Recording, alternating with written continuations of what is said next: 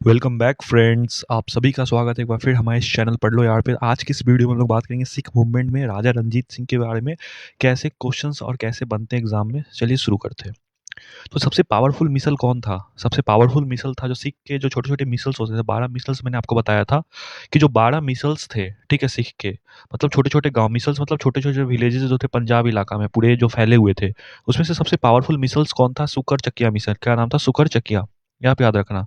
और सुकर चकिया मिसल थे। इसके जो लीडर थे उस टाइम पे महासिंह थे। इनकी वाइफ थी राजकुमार, राजकौर। राजकौर वाइफ थी और लीडर थे महासिंह। इन दोनों का एक बेटा था, इनका नाम था रंजीत सिंह। ठीक है, जो रंजीत सिंह था, ठीक है। और रंजीत सिंह की भी दो बीवियां थी। पहली तो मेहताब कौर जो पहली बीवी थी, और दूसरी का नाम था जिंदन कौर। जिंदन कौर दूसरी बीवी का नाम था। तो ये दो बीवियां थी। पहले तो ये थी, बाद में इसे शादी कर लिया था। ये 20-22 साल की थी। तो एक मंत्री इसके थे, मंत्री के बोला कि मंत्री आके बोला राजा रंजीत सिंह को कि मुझे इनकी इसकी शादी करवानी है। तो राजा रंजीत सिंह बोले अच्छा कोई नहीं, मैं ही कर लूंगा इससे शादी। तो इसे रंजीत सिंह शादी कर लिए थे। ठीक है।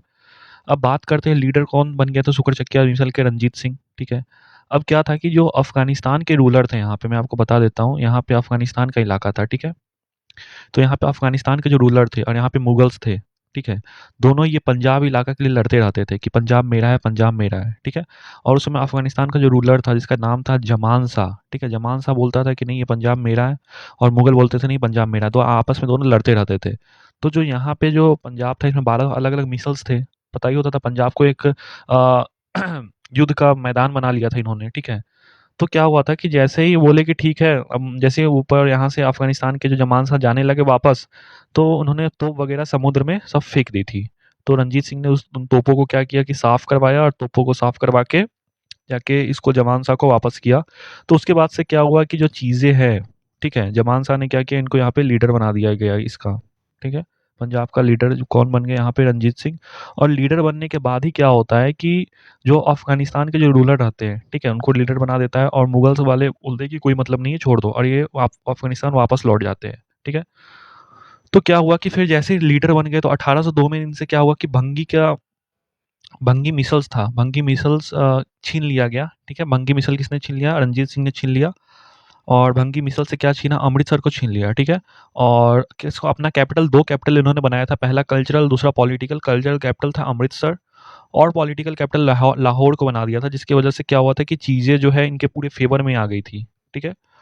और उसके बाद से एक ट्रीटी साइन किया गया है 1809 में, ट्रीटी ऑफ अमृतसर, जिसमें कि ये था कि ट्रीटी में ये था कि जो सतलज रिवर है, ठीक है, सतलज रिवर को मीडियोकर बना के यहाँ पे, ठीक है, क्योंकि अंग्रेज पूरे भारत में फैल चुके थे, यहाँ पे बंगाल, यहाँ पे हैदराबाद निजाम था, वहाँ पे मद्रास से लेके पूरा महाराष्ट्र, दक्कन उक्कन पूरा अंग्रेज ने कैप्चर कर लिया था। ठीक है।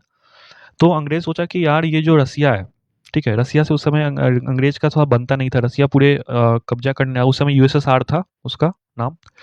तो ये सोचा कि जैसे रसिया, अंग्रेज सोचा कि जैसे रसिया भारत पे आएगा तो सबसे पहले ये इसी इलाका से आएगा, यहाँ पे पंजाब वाले इलाका से।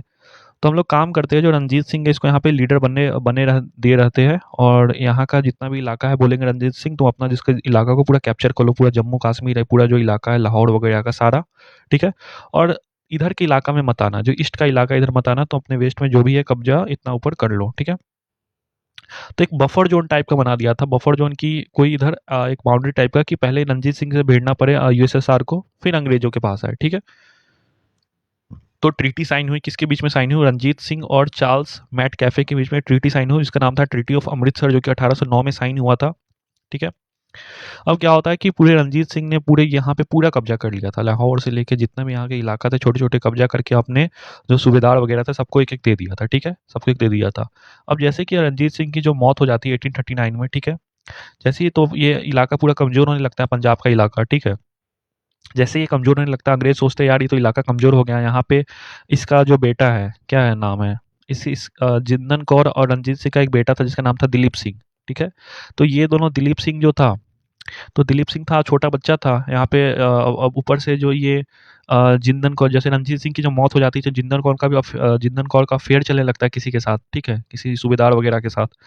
तो सोचा कि जिंदन कौर तो इधर ही बीजी, यहाँ पे दिलीप सिंह है, तो अंग्रेज सोचा कि इससे अच्छा मौका नहीं होगा पूरे पंजाब को कब्जा करने का। ठीक है। तो अंग्रेज अटैक कर देते हैं, लेकिन जिंदन कौर भी अंग्रेज पे अटैक करवा देती है, लेकिन कुछ नहीं होता। अंग्रेज पूरे लाहौर को कैप्चर करके वहाँ पे दिलीप सिंह को राजा बना के जिंदन कौर को बोलते हैं तुम इसके प्रोटेक्टर बन जाओ। ठीक है।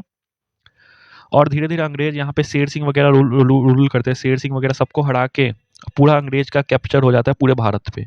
पूरे भारत पे किसका कैप्चर हो जाता है? अंग्रेज़ का। तो आज के लिए इतना ही, मिलते हैं अगले वीडियो में।